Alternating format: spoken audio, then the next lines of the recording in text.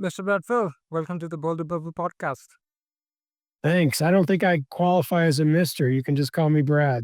Okay, awesome, Brad. Okay, Brad, I know you just released a book. I think it's been about 2 to 3 weeks. Give First, the Power of Mentorship. I want you to take us through that.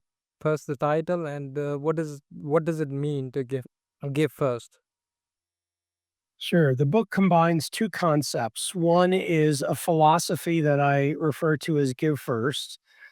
Um, I came, I sort of described the philosophy for the first time in a book I wrote in 2012 called Startup Communities in a little section called Give Before You Get. And it was the idea of how you can help getting a startup community to really accelerate its growth, how one can. And what I realized over time is that it really is embedded within my own personal philosophy with how I approach many things. Again, it's a philosophy. It's not a set of rules. It's not a religion. You don't get a good check mark or a grade for doing it. Um, in addition, um, the book, and I'll define give first in a sec. The book also combines this construct of mentorship and what is effective around mentorship. And we really learned that from, and I among others learned that from the experience in TechStars, where TechStars, which we started in Boulder in 2006, by 2010, we'd had about 100 companies go through different TechStars programs. We surround the companies with mentors, and we had learned about what was effective and what was ineffective, both as being a mentor, but also being a mentee. David Cohen came up with something called the Techstars Mentor Manifesto, a list of 18 one-liners. Again, not rules, just concepts, ideas that we have built upon. And in this book, I've integrated these two constructs, the idea of how give first as a philosophy can really be impactful on one's professional and personal life, and how in the context of mentorship, especially using the philosophy of give first, you can really have impact on companies and people as they have their own professional development. The definition of give first is very simple. Give first is that you're willing to put energy into a system without defining the transactional characteristics up front. You basically don't know what you're going to get back. It's not altruism. You do expect to get something back. You just don't know from whom, over what time period, in what consideration, in what magnitude you're going to get. So, in the context of startup communities, the idea was you're willing to put energy into the startup community, but you don't have to define what you get back. And if you get enough people with enough critical mass putting energy into the startup community to just engage and help and participate, magical stuff comes back. And that's really what happened in the Boulder startup community, going back as far as, the sort of beginnings of when it was starting to be talked about as a community, probably the 2006, 2007 timeframe, even though that behavior had been true for a very long time. So there are many people in and around Boulder, it certainly didn't start with me, that have that approach where they're willing to put energy into Boulder. They're willing to put energy into not just the startup community, but many other things that enhance the experience of life in Boulder and have made Boulder a magical place. But they do it without defining up front what they're going to get back. So that was what the book was about. It's the ninth book I've written. It's not a memoir, but it has a lot of personal stories in it. And I try to illustrate the ideas and the philosophy with examples rather than say, you should do this, you should do that.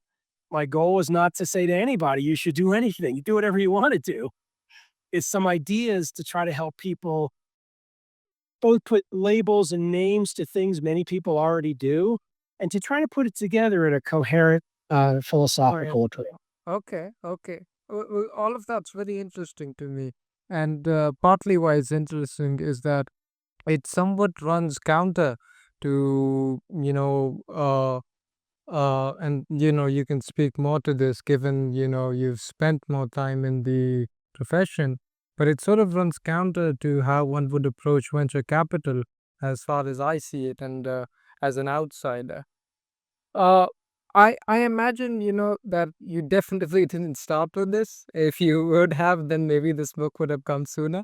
So I'm interested in learning about when was the time that this idea, it sort of made shape in your head, and when Yep. was the time that you really started thinking about, hey man. I know you mentioned that in 2012 you wrote a small paragraph in your Starter Communities book, but when was it that, you were like, "Hey, this is much more than a small paragraph. This is a whole longtime book." Let me try to do that and also tie it back to what I think is a wonderful and provocative comment, which is that's not how you think about venture capital. And so let me end with that in terms of this thread. Um, in 2012, it was the first time I really thought about it. 20 About 3 months after the book came out, and I can't remember if it's 2012 still or 2013. Adam Grant wrote a book called Give and Take. That book became very famous. Adam is an organizational psychologist at Wharton. He's incredibly interesting thinker and researcher, and he had done a lot of research that then generated this book. And in the book, he defines three types of people or three archetypes: a giver, a taker, and a matcher. A giver is somebody who leads with giving. A taker is a person who leads with taking, and a matcher who is somebody who matches. I'll do this for you if you do this for me. And I'm a very simple summary of his book. It's a really powerful book. And for me, it was profound because when I read it, my one paragraph, give before you get, was just I didn't do research. It was anecdotal, experiential. It was just a line. Adam had this whole book and this body of research that validated this construct that in the long term, people who lead from a giving orientation are more successful.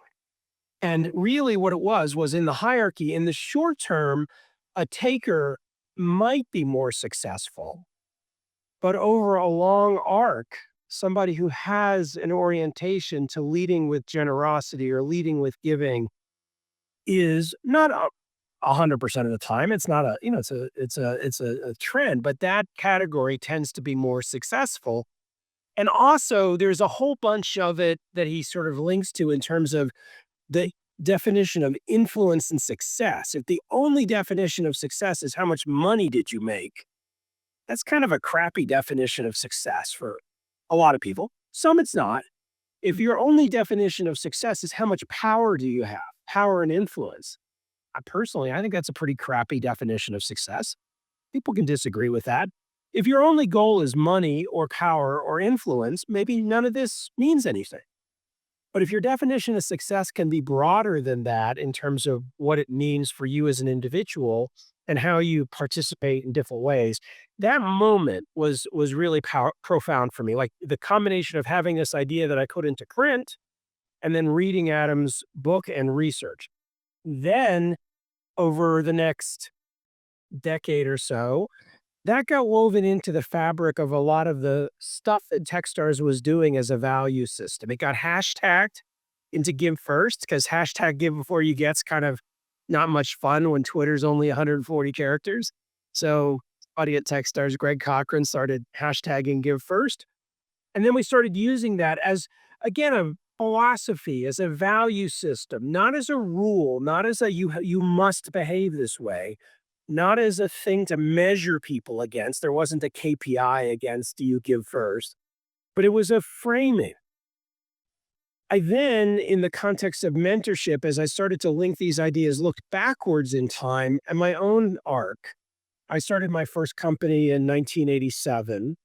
I had some very, very, very critical mentors in that business, including a guy named Len Fassler who bought that business. And Len passed a few years ago. But, he was probably my most significant if I had to define a mentor in terms of just impacting how I worked, how I functioned, and how I thought about things. But my relationship with Len over time pretty quickly became a partnership and a peer relationship where Len would say things in public like, I'm learning as much from Brad as Brad learns from me, or I'm learning more from Brad. And like this dynamic of how the mentor mentee relationship becomes a peer relationship. And that in my mind, that's the magic trick of mentorship is if you can become peers where you learn from each other. It's not a hierarchy, one up, one down. And I kept thinking backwards in time to that first company of mine, to influences on me during that period of time, even going back before I started that first company, a handful of my very early mentors, including my uncle Charlie, who's my dad's younger brother, who really was the person that introduced me to computers and computing, and especially computing in big companies. And so when I was writing this book and I integrated a bunch of this into it, I sort of saw how over the long course of my experience, this idea of peer mentorship was really key. It came through organizations like the communities around other entrepreneurs I got involved in, like Young Entrepreneurs Organization. When I lived in Boston, I created the Boston chapter. Then I created a chapter in Boulder when I moved to Boulder. Many of those people who are peers were critical members of the growth and development of the Boulder startup community and have had huge impact on Boulder broadly writ in terms of, the community, not just around startups and companies. So all of this interwoven back to, this first provocative question about, and that's not how I think about how venture capital works. I've been using and behaving this way for a very long time, even without putting a label on it. And again, it's a philosophy. It's not, you must spend 100% of your time doing this. You must behave this way. Um, of course, multiple people have come up to me and said, "Oh, you're that VC who believes in give first. How about give me 5 million bucks and somewhere down the road I'll give you something back. You'll get something back. You just don't." I'm like, no, no, no, no. That's not how it works. The way it works is, if I invest in your company, I am now a partner with you in the business. I own some of your company. I might be a minority investor. I might be a board member, but I'm a shareholder in that business now and we're working together. That's a transaction. And there's a lot of things in life that are in business that are transactional. However, I'm not yet an investor in your company. I'm happy to be helpful. Tell me what some of your problems are. Tell me what some of the things that you need help with. Well, I need money. Okay, well that's fine, but let's start like one step behind that. Are there other things I can do to be helpful? Tell me more about your so approaching it from the standpoint of tell me more about your company, not just, okay, send me a business plan or send me a pitch and I'll decide whether or not I want to do something. And so that sort of orientation to being willing to engage. By the way, which many VCs have. It's not uniform. There's different styles up it. And you could say, well, you're doing that because that's your job, Brad. You're trying to get deals, right? And my answer is, yeah, of course. That's the transactional part of the work that I do. But I'm approaching it where even if I don't get a deal, I'll still help that founder if there's something I can do to be helpful. And 2 years later, when that founder's got raised money from somebody else and is making progress, and they send me an email asking me a question or about something, I'll still be responsive to them. So it's not transactional. You're sort of building over time towards you don't know what. You talked about success in between. I want to understand how do you define success personally? Oh, well, I have to start with the end. I believe that in the end, the lights go out and we're dead. I know that's one belief system. People can have whatever belief system they have, but it's important to start with the belief system. So, in my case, success comes from that frame of reference. Amy and I, my wife, Amy Batchelor, and I don't have children. And I really don't understand or believe in the concept that people label legacy. It's never made much sense to me. My view is not something about some future thing after I'm dead. It's about my engagement with people and the world while I'm here.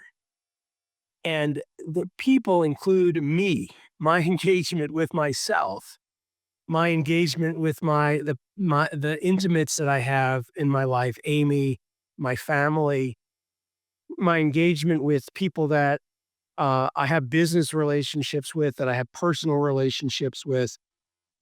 Success for me comes from that, and having an ability to help and be supportive, and be impactful on their lives in ways that feed me, where feed has less to do with a specific thing and more to do with the characteristics of, especially as I wander up to 60, what provides joy for me. I've been very public about my own struggles with mental health and depression over my career and my life. Mhm. Uh, I've had to think hard about, and I've been willing to think hard about why those things have happened and why they've been persistent. And a lot of the reasons they're persistent is because I don't really historically have been able to put governors on my own energy and the way I engage with people and things. And so I chronically wear myself out. Um, we all have an ego. I think anybody who says I don't have an ego is lying. Yeah, true. My ego sits on my shoulder. It's pretty happy. It's a pretty satisfied ego. It's developed a pretty robust sense of self. When it whispers in my ear about something, and when to do something around it, that I look at it, so, "Is that only to feed you more? I don't think that that's that interesting to me. You're pretty healthy." Yeah, it's my safety years.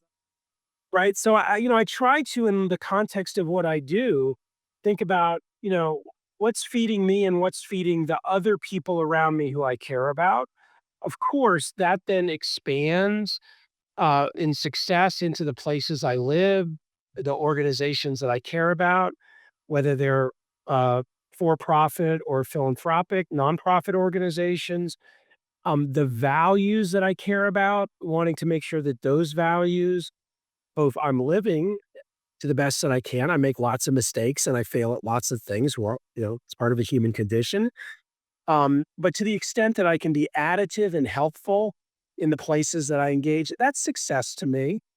Um, uh, the there's a song that I love, one of my favorite songs, which is Courtney Love from Hole has a song, "The Girl with the Most Cake." And one of my lines to Amy regularly is, we joke back and forth. I say, "I don't want to be the girl with the most cake," and she says, "I want to be the girl with the most cake." And it's a joke because, of course, like, nobody can have the most cake in the end, right? Like, we're all part of this planet thing, yeah, we all live, like, trying to have the most cake is kinda dumb, but it's fun, like, it's a fun back and forth in that moment, again, around defining what success is. If you like what you're hearing and would like to consume more from the Boulder Bubble, I encourage you to check out the Boulder Bubble newsletter. It's a twice a week curated publication that covers the latest and greatest in AI, renewable energy, climate, and more. Depending on where you're watching this, you should find either a link in the description box above or below. And if you sign up today, you'll get 1 month for absolutely free. It's $1 a month after that. The bottom line is simply this: the real news is better, and not all is bad, as it may seem. I want to spend some time unpacking because part of what, my engagement with Richard sort of prompted and, manifested into what is the Boulder Bubble today, part of it comes from the uniqueness of Boulder, which I think you're quite familiar with and that I've come to be familiar with when this engagement sort of happened. Could you speak to me a little bit about Boulder and what makes it so special? I believe you also coined this term in one of your books, which you call the Boulder thesis, which somewhat relates to, again, the community that Boulder is sort of built on. Sure. Well, let me start with the Boulder thesis and then broaden from there. The Boulder thesis was in the Startup Communities book. I labeled the four characteristics or principles that were needed to have a healthy startup community.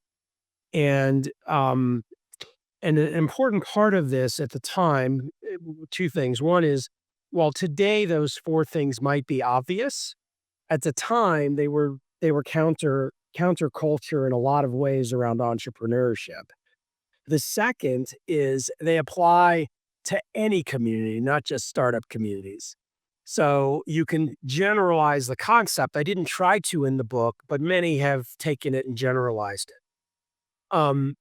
Those four principles are very simple. First, the startup community has to be led by founders. Second, uh, those leaders have to have a long-term view. And I used to say at least 20 years. Now I say 20 years from today. You have to always be looking forward 20 years. Third, you have to be inclusive of anyone who wants to engage at any level, regardless of what their background, experience, or anything is. And the last is you have to have activities and events that continually engage people in the act of entrepreneurship. So you could probably see how you could generalize that. I also, over time, and in the second book I wrote about startup communities with Ian Hathaway called The Startup Community Way, I described a startup community as a very distinct thing from an entrepreneurial ecosystem. And you could drop the word startup and entrepreneurial, again, generalize it and say community ecosystem. In a startup community has one goal. That single goal is to help founders succeed. The organizations that participate in the entrepreneurial ecosystem, which is a bigger thing, a superset of the startup community, those organizations have multiple goals, one of which could be to help founders succeed or to support the startup community. An example would be if you go to CU Boulder, the university, and you say to Justin, the chancellor, Justin, is the only goal of CU Boulder to help founders succeed? Justin, who understands entrepreneurship, would look at you and he'd say, no, like that's a goal. We have a bunch of people and we have a couple of programs and there's some different things that are aimed at the startup community and helping entrepreneurship, but that's not our only goal. Or, if you go to John Taylor at the Boulder Chamber and say, John, is your only goal as the chamber to help founders succeed? He'd say, no, no, that's a key goal. That's an important one, but it's not the only goal. Or if you go to see you, somebody in city government and say, hey, is Boulder city government's mission to help founders succeed? Some people would say, what are you talking about? Like, there's too many of those in Boulder. Let's get rid of some of them. But they'd say, or the others would say, no, the tech and entrepreneurial community here is really important to us. But that's only one small thing we do. So true in any community relative to an ecosystem. And the way I like to translate it is the community is really made up on focused on people. And the ecosystem is on organizations. And for a community to be healthy and robust, it has to be driven by people. And the ecosystem has lots of organizations, many of which have leaders in them who are people who participate in whatever those communities are. In Boulder, one of the things, I moved to Boulder in 1995. Amy and I moved from Boston. The way we got to Boulder is we lived in Boston 12 years. I grew up in Texas. She grew up in Alaska. We went to school in Boston. Boston was very good to us, but it wasn't home. And one day I sold my company when I was 28. And shortly before I turned 30, 2 months before I turned 30, Amy said, I'm moving to Boulder and you can come with me if you want. And we were married. And so that was a nice invitation. So I said, whatever, let's go. And we've been to Boulder before once on a beautiful January day that was 55 degrees in the Pearl Street Mall during a trip that we'd taken across Colorado. And we said, why not? What the hell? So we moved. I knew one person. He moved away 6 months later. So I came to Boulder not knowing anyone. And in addition to a beautiful place, and of course, as a city, it's just absolutely lovely environment. We very quickly felt welcomed to lots of different communities. Of course, I found other founders who looked like me, so I became involved in the nascent startup community. Um, we met a lot of people through the Boulder Community Foundation, which we got involved in very early, that was then linked to a number of the different philanthropic organizations that we cared about, whether it was in arts or the environment. I'm Jewish. We didn't become super deeply involved in the Jewish community, but we met some folks and we were able to be supportive. I like to describe myself as a Jewish atheist with Buddhist tendencies. So I'm not religious, but I have a very deep sense of my own, sort of Jewish heritage. So, like, being part of that community is important, but being part of the religious aspect of that community was not important. I'm a runner, a long distance runner. So, like, another community, and I'm not a particularly good long distance runner, but I like, and in all cases, wherever we'd wander, wherever we go, we just felt this comfort and warmth. um, sure, there was always, there's always friction everywhere. There's people that don't like each other, and there's always things that could be better, that you want to be better, that you want to change. But the cultural norms, using that word, not culture, because I don't like the phrase culture. I think cultures create monocultures. It's self-reinforcing. But the norms, the belief system, the value system, for the most part, for a city of 100,000 people, was extremely healthy from our frame of reference. The tensions that we found and the tensions that created the Boulder bubble, in a negative way from very early on, which I think are evolving nicely as Boulder continues to grow and mature and develop over time as a community, um, was when we first showed up at Boulder. I would say was not both very diverse, using whatever word of the use of the word diverse you want, racial, ethnic, um, um, diverse on many other dimensions, but really identity characteristics around Right. race and ethnicity. Although there were pockets of communities. For example, I have a couple of friends who are Armenian, that had moved to Boulder, and there was a very interesting collection of Armenians in Boulder. I knew had a handful of friends who were of Indian origin, and I kind of got connected into that Indian community as well. So there were pockets, but they were pockets. They were not really well connected. Well, okay. Yeah. It was a very sort of wide community. Again, evolving in a way I think that's healthy, but takes a long time. Again, 20 plus years.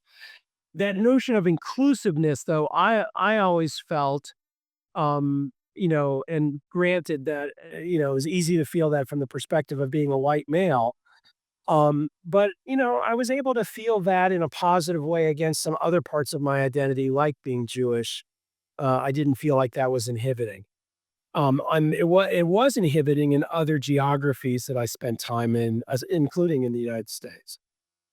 Another thing that was interesting and challenging is every community evolves. It has to, and it has to evolve based on a generational evolution. I'm 60.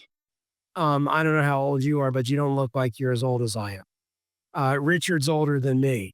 Yeah. What you hear, you're what? I cut that by 3. I'm 21. You're 21.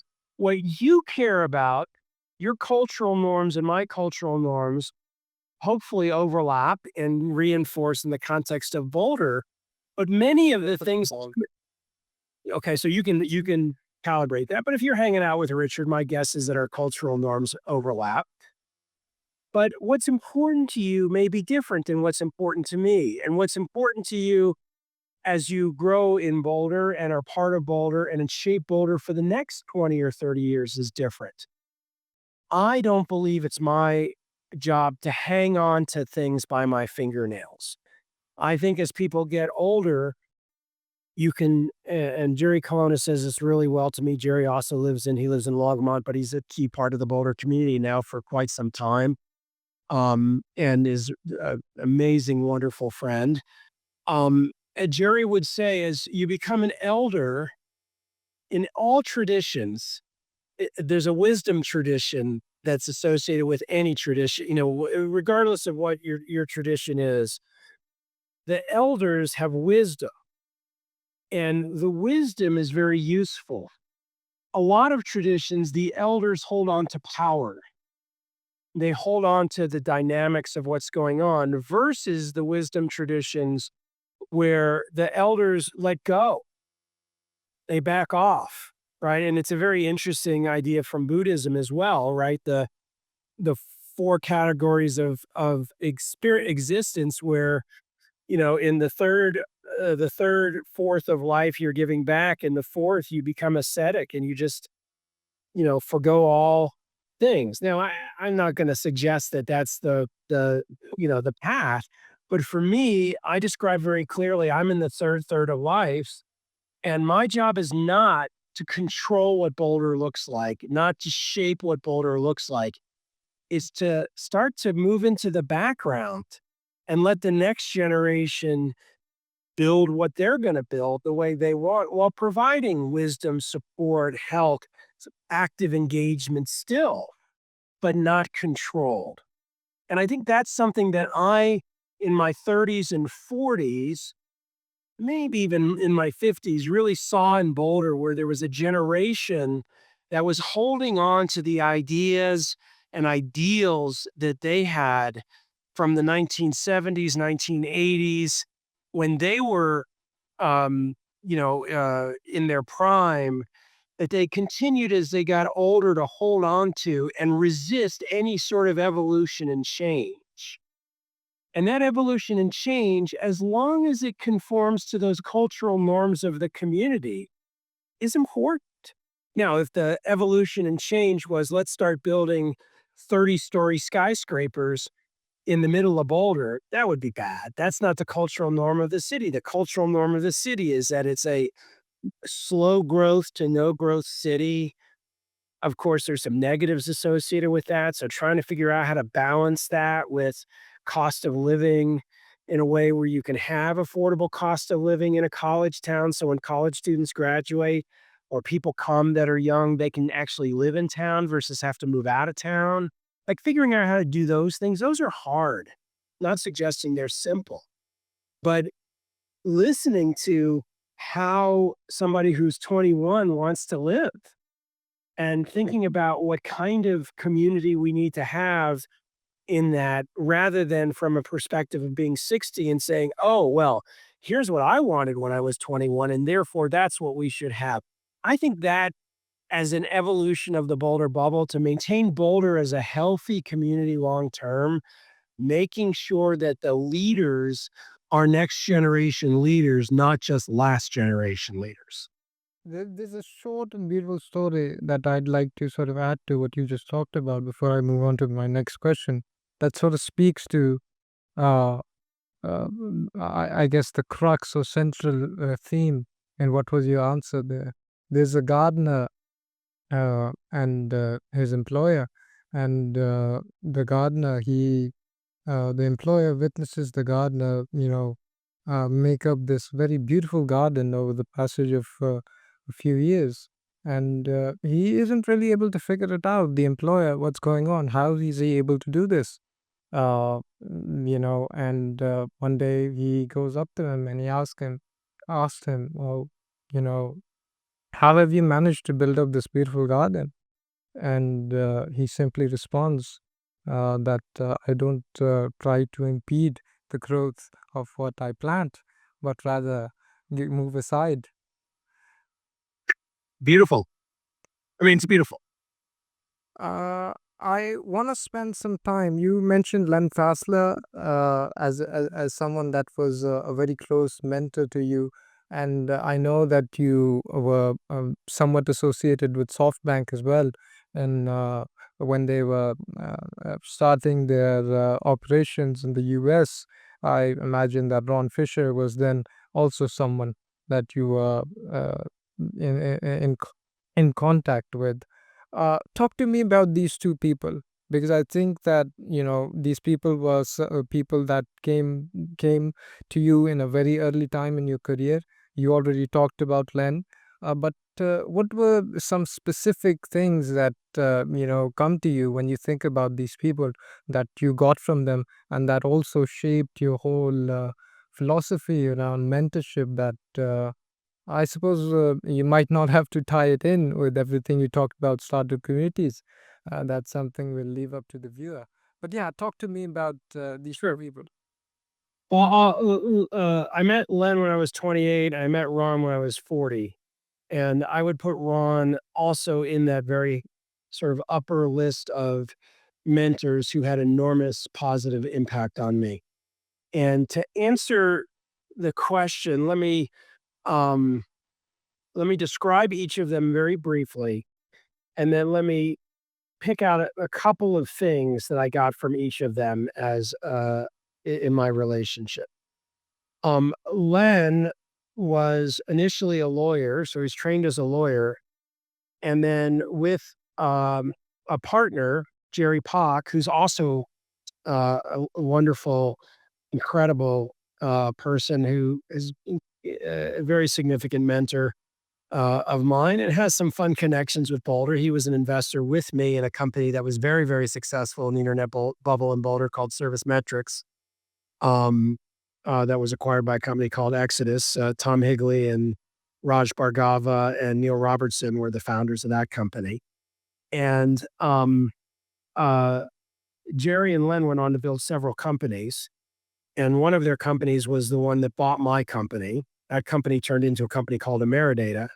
And then after Ameridata, Len and I started a couple of companies together. One of them was a company that we started with Raj Bhargava. I mentioned him earlier as the Service Metrics co-founder. Raj still lives in Boulder, is incredible friend. He's doing a company called Jump Cloud. That's large company now, 700 people. We've done, I think, 8 companies together over the years. And in that arc with Len and I started these couple of companies. Interalliant was extremely successful for a while. It went public in 1999. At its peak, it was worth over $3 billion. And then the internet bubble burst and it went bankrupt in 2022. So we had this experience together that was pretty profound of extreme success over a 3 or 4 year period, then rapid failure um, uh, for a variety of reasons, some of which I talk about in the book. Um, and he went on then to do a couple more companies that I was involved in different ways. Um, Ron started as an entrepreneur. So Ron had several companies. One of those companies was ultimately bought by SoftBank and by Masayoshi Son before Son had really and SoftBank had really expanded into the US. Ron became the vice chair of SoftBank. So he became really Moss's number two person for many years. And with initially, the very first person in the US for SoftBank was a guy named Ted Delata. So it's important to honor Ted because he was an important part of SoftBank starting to do stuff in the US. But Ron was really the person who, not just in the US, but also helped Masa expand globally in many ways. And I was a co founder of the first US venture fund that SoftBank created. They sponsored us. That was called SoftBank Technology Ventures. It ended up becoming called Mobius Venture Capital as the first venture fund I was part of. We had a big presence in it was a West Coast firm, big presence in California, but we had an office in Superior, above Superior Liquors on that building that's right at the McCaslin turnoff. People might remember that. Um, and so Ron was part of the team that was SoftBank that created the venture activity at SoftBank.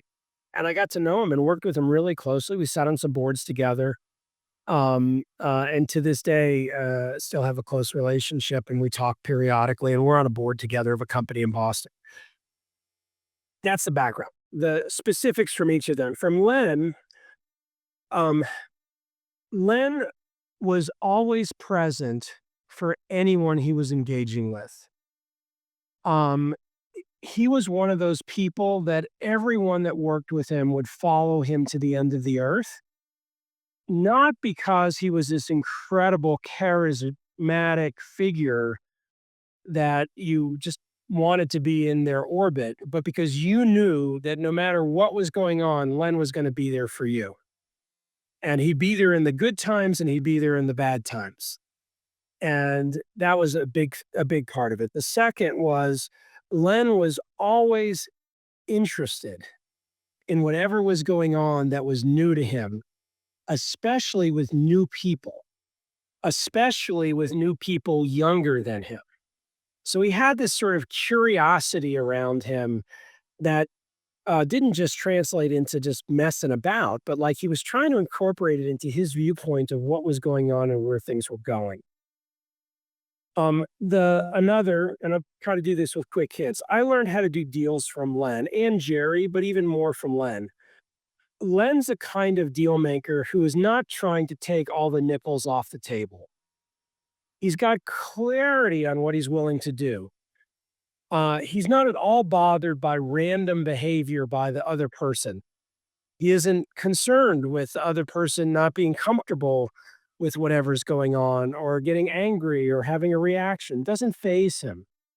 He just sort of knows what he's interested in, how he wants to work through things, and what from his framework looks like a good deal. And he'll work on that. And if he can't get to that, it's okay. Doesn't get angry, doesn't get bothered by it. If somebody else, if he's in a competitive situation and somebody decides to go some other way, with my blessing, good luck. I hope it's successful for you. He just had a way about him that was calm in that deal making environment, whether it was investing or buying something or selling something.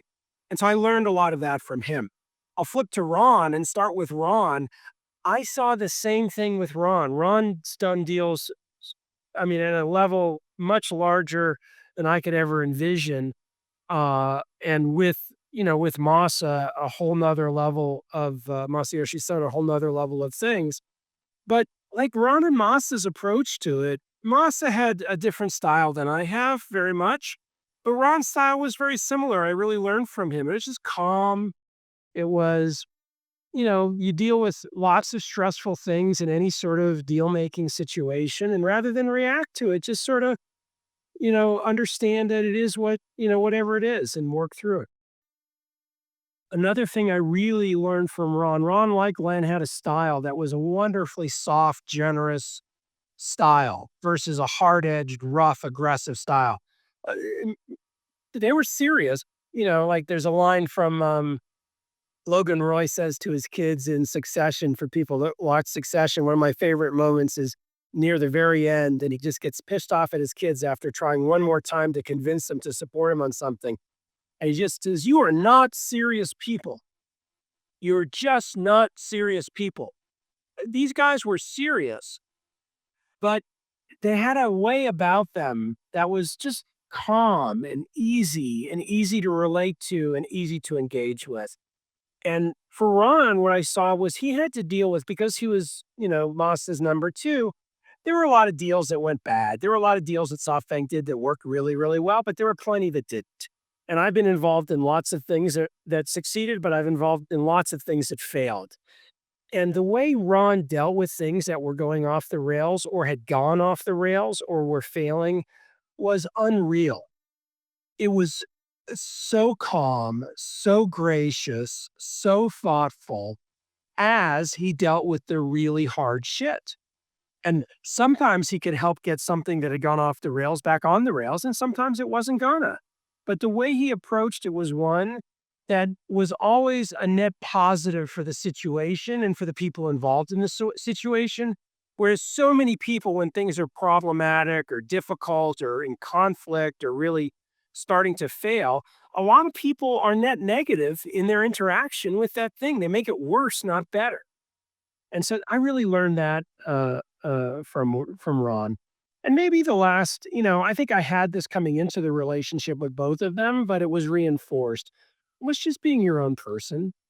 I'm not trying to emulate anybody. I'm not trying to emulate them. They weren't trying to emulate anybody. They were just being themselves, and they learned a lot. And I could see each of them in my long experiences evolve. Their personalities would evolve, their behavior would evolve, they would learn from their successes, they would learn from their failures.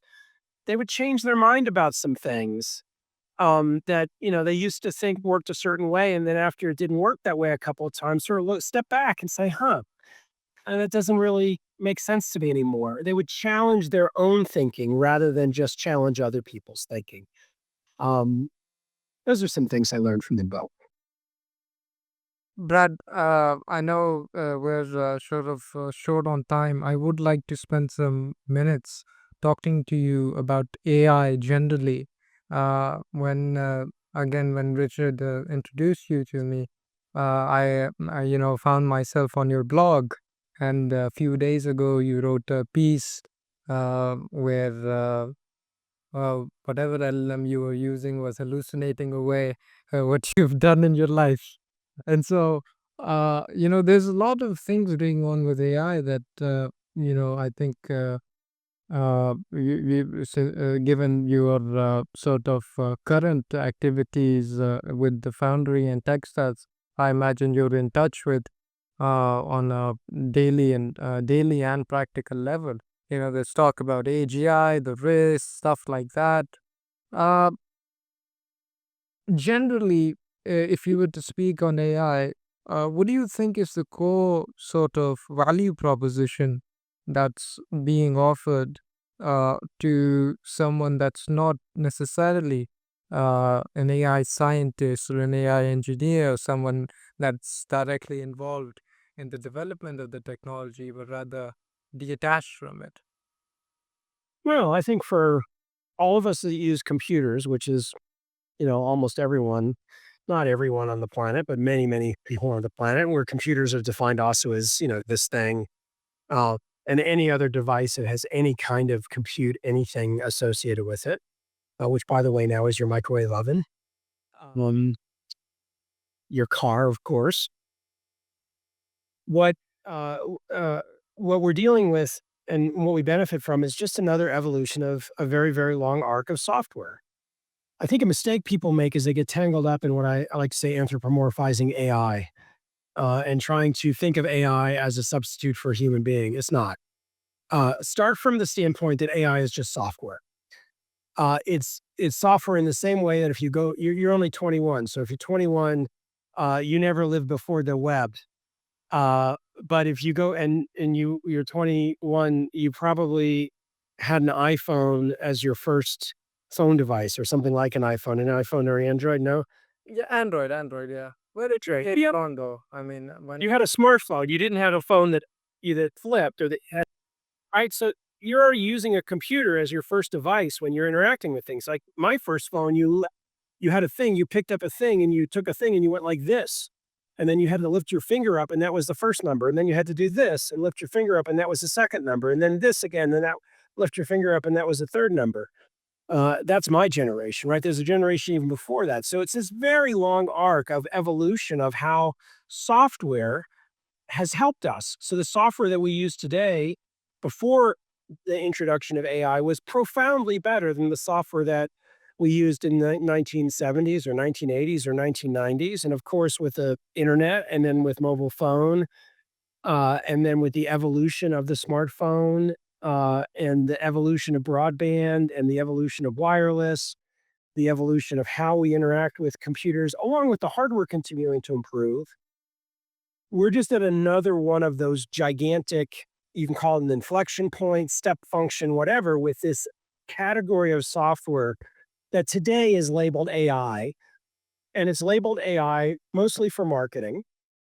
And for anybody listening, there's been a long debate. AI is not a new thing. Artificial intelligence in the software industry has been being worked on since the late 1950s. There's an endless uh, debate and charge toward when AI is going to become something that today is referred to as AGI, artificial general intelligence. The marker for AGI is that the AIs are more intelligent than humans. What does that mean? Um, right. So it's a debate that you can get sucked into. I think a mistake though for a person that's a user to think, oh, this AI thing is a substitute for thinking. And you see it now, it's the verbiage is all just marketing. You now see the AI tool, you type something in, it says thinking. And like, come on, what that really is it says processing a whole bunch of stuff to try to come up with my response, which is no different than computers have ever been doing. Now, is it doing it differently? Is it doing it with, of course, that's part of the beauty of it. A phrase you're going to start hearing, I think, over and over again is marketing because um, I think that it doesn't matter what I think. I think you're going to start hearing the phrase super intelligence over and over again instead of artificial general intelligence or AGI because super intelligence is a catchier phrase. Yeah. And it also gets out of what does super intelligence means? It's allowing people to redefine it because AGI has a 50-year, 60-year history of what that means. And then the last thing you have is this sort of what does it mean in the future? Like how should I worry about it? I mean, my first comment in the today is it is evolving very rapidly. It is an amazing tool in lots of different places, but it is still a tool. It is not a replacement for critical thinking. The number of things I'm on the receiving end of from people where they type something into ChatGPT or Claude, get a response and send it and say, see, this is the answer, where just that response is just wrong. Or there's something about the response that has makes no sense. Or it's just it's a response, it's just a generic response, not useful. No, there's a lot of stuff where you can get very useful and deep responses, but you still have to think about it. You still have to engage with it. And of course, the tools are rapidly evolving so that in addition to being able to interpret what you ask it better, it's using much more of the web infrastructure and current information to give you that feedback back. But just as people saw yesterday, I think it was in the news yesterday. Um, there was something in XAI, which is the Musk X Twitter now X and XAI AI thing called Grok that suddenly started to incorporate a bunch of anti-Semitic responses in its responses.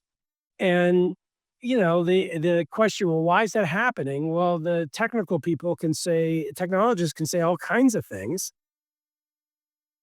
It's one of those things is we're not totally sure why that started happening, which is scary in and of itself. But fundamentally, it has to do with what the models are trained on, the data they're trained on, and how the models are configured. Because really, all you're doing when you're typing a question into the thing is you're then asking some giant database model somewhere in the cloud, which is another abstraction that we have in computing, to do a whole bunch of mathematics to figure out what the best response to you is. And if that mathematics is tuned a certain way, it gives you a certain response. If it's tuned another way, it gives you a different response. So it's this, this idea of how you engage with it. One thing I would encourage everybody just to end this thing.